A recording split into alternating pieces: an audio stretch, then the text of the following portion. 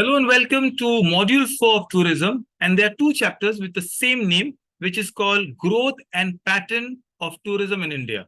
So, why is tourism so popular? Of course, we led a lot of factors, we discussed about it. But what happens is tourism has two major benefits. A small question, it brings in a lot of foreign exchange and generates employment. From the Uber drivers to hotel industry to local cuisines and culture and food things to be exchanged, it also brings tourists from, they bring in dollars, pounds, lira, anything from anywhere. This is it. According to United Nations World Tourism Organization, the world tourism has grown at the annual rate of 4%. And India, it is the third largest industry. Can you believe it? So tourism is the third largest industry in India. It must be doing wonderful. This chapter has a very, specific content, very small chapter, because I said this particular chapter has two major parts. Tourists can be divided into two major parts. What are the tourists? Domestic and international. I mean, of course, we know that when you travel in India, locally, it could be for many reasons. We discussed a lot of reasons. It could be holiday, leisure, just going to watch a sports match, you're going on some Tirth Yatra, pilgrimage, maybe some kind of a seminary you're going to study, even medical studies, journal colleges, or some social function, you're going to attend a wedding. These are the reason a domestic tourist travels.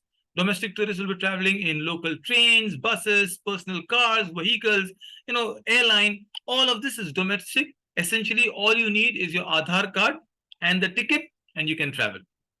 International tourists, the same reasons international tourists will go, and tourism for the international tourists, Indians going outside or someone's coming inside to India, you need two additional things. What do you need? You need a passport and a visa.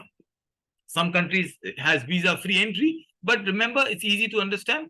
A passport and a visa is required. These are the requirement of a tourist. Now, in India, if you're traveling, there are many reasons why you travel to India. Among the reasons, India, a beautiful place, people will either travel for natural landscapes or cultural landscapes. So, the Prime Minister of India said, in India, we welcome you as a tourist and send you back as a friend. So many things can happen, but ideally, you remember we said India has beaches. So there is, coastal tourism. There is desert tourism. So you can go to Thar Desert in Rajasthan. You can go to Maldives, or in Indian Maldives, it's Lakshadweep or Andaman Nicobar. It's island tourism. You can go to the hill stations, or you can go trekking. You can go to high mountains. So many things. There is wildlife tourism. There is adventure tourism. These are all natural tourism that we're talking about. Now, the next part, what we're talking about is cultural tourism. Right. So before that, there is lacustrine. It's a new word. Basically, it means lake tourism. Imagine you're going to Powai Lake in Mumbai or the Chilka Lake in Odisha. It's lacustrine tourism. Suddenly, you see a lot of migratory birds in lakes, and that's the tourism that we're talking about. Cultural tourism, well, you can go for religious regions, historical places, traditional, health, sports, tourism, rural tourism. All of these are major areas of tourism. But then there are some 4 or 5 new areas of tourism. And this is very, very important question. One is called health tourism. Say Ayurveda, yoga, these are traditional medicines, Indian rooted medicines. People come and travel for that specific reason. And it's a big, big industry in India. So health tourism. Also, generally, you will go to Wockhardt or Apollo or Lilavati. From international people will come because Indian doctors are very well sought out.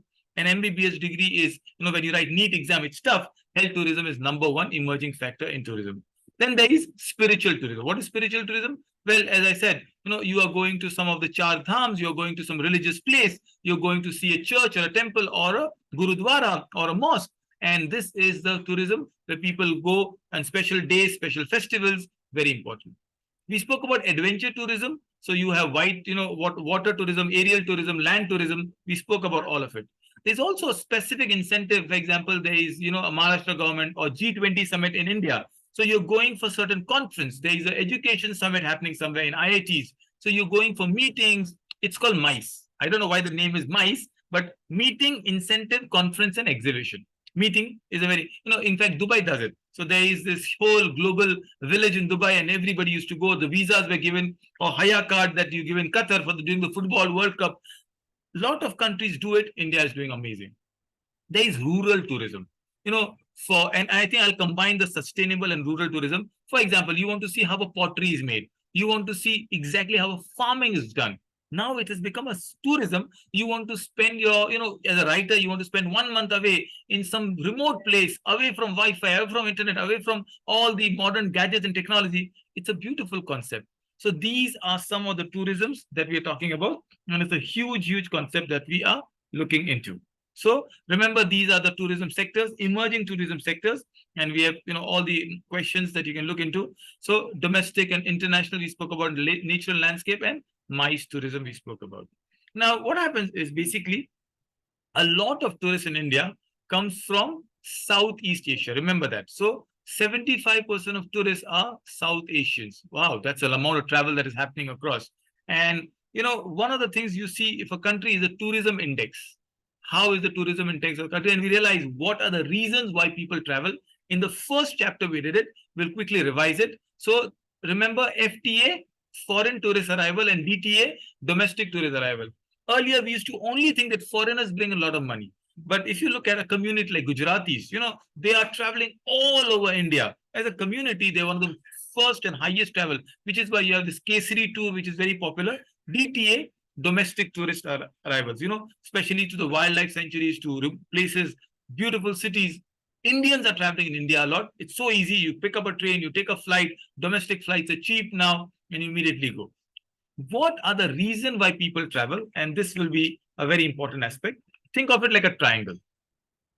There are many reasons, so I'll make it like a simple triangle. I know but it'll make you remember. The most important reason why people will travel is number one, which is safety.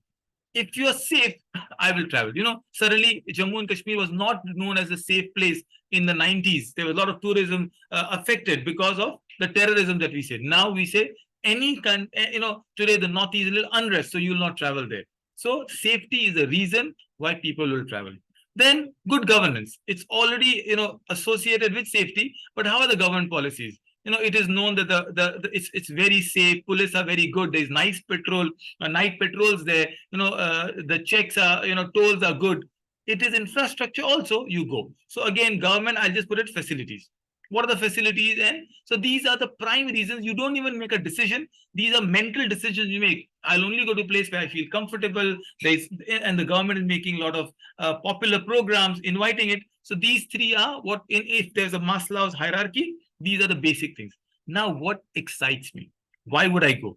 Well, of course, I should have a lot of money in my pocket. So economic conditions, my own and the places. What am I going to do? Main thing, will I be able to do a lot of shopping? So suddenly there's an amusement park. People come only because of that. Then they stay and do a lot of things. There is some special festival. People because come there. So there's economic condition about the particular state that you're talking about. Finally, it's the cultural and then the geographical. So remember, these are basic reasons why people travel. Well, I just made an easy thing. For example, now I'll give you some examples of say geographical, which was the first on the top of it. It is pleasant climate, landscape. Why do you go to hills and why not to a desert? Because for cooler things. And you don't want a place to go. Is there's too much of monsoon and you can't even travel outside. So these are key things. Cultural thing, when you will go for Dandiya in Gujarat or some Durga Puja in West Bengal or Holi or Diwali in North India. These are Onam in Kerala. These are the reasons why people will travel. How safe it is, it's important. We spoke about it. Economic condition, what is your PP purchasing power? How much can you spend? What is inviting you? So many facilities, infrastructure, roads, and then government policies. These are some of the reasons why people travel. In fact, government policy could be visa on arrival for international, foreign travelers. If it's easy, people will come. Now, the growth now quickly, I'll run through some of the key questions.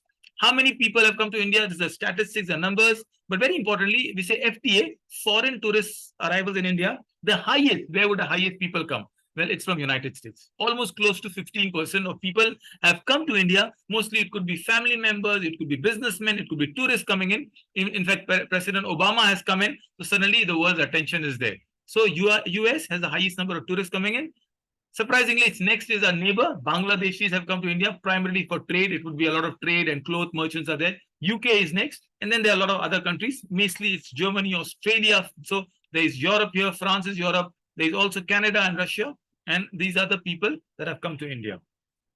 Approximately, it is said that India, there are 6 million That's right, long number, right? 6 million foreigners came to India in that 1 year, and it is 1% of the world's tourist share.